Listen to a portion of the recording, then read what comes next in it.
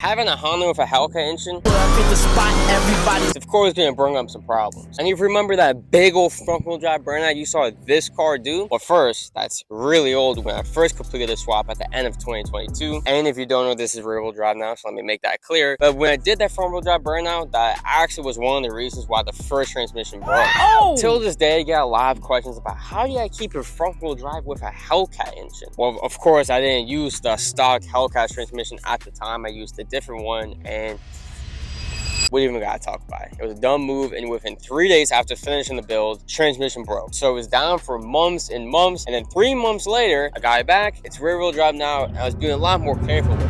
And of course, more problems still came. One minor problem that I ran into at the beginning is the gauges. As you can see, from the inside, it really is a full sleeper build. Like, you have no clue that this is Hellcat swapped or anything's really done to it from the inside. And from the outside, you can tell a little bit from the carbon fiber, but the RPMs didn't work, and a lot of the gauges didn't work at first. And that's why some people will be making weird comments about the front-wheel drive burnout. Like, oh, the RPMs don't match the sound. The RPMs didn't fucking work correctly, so of course it was inaccurate. After I decided to put this car on corn gas and then throw a cam on it, of course, I'm gonna run into some problems here and there. That isn't that big of a deal, but in some of the videos, the cane was sounding a little bit different. And some goofies, again, were saying, oh, it's fake, because it sounds different every video. Because I'm changing the tune and shit. Like, what the fuck? You think I'm gonna start the car and it's gonna sound exactly the same every day for weeks on end when I'm actively adjusting the tune and the burble tune? It wasn't really a problem. Right now, I don't have it on, so I guess you could say it's a problem, but it wasn't like, oh, I did something wrong. It's just,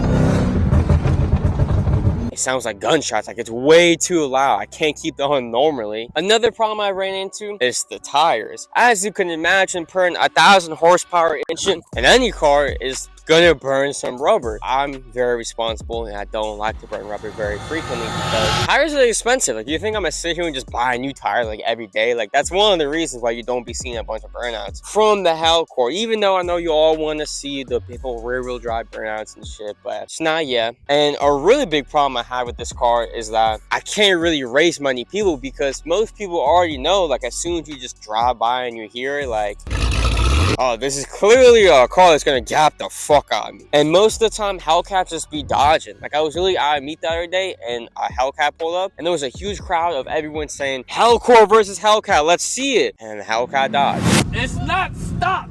Hey, bro, he said he didn't want the smoke, bro. He said he don't want it. And the reason why the Hellcat dodged is because he probably have seen this video on screen right now of me terrorizing the streets with the Hellcord. It gets pretty scary, so click the video on screen right now and go watch it.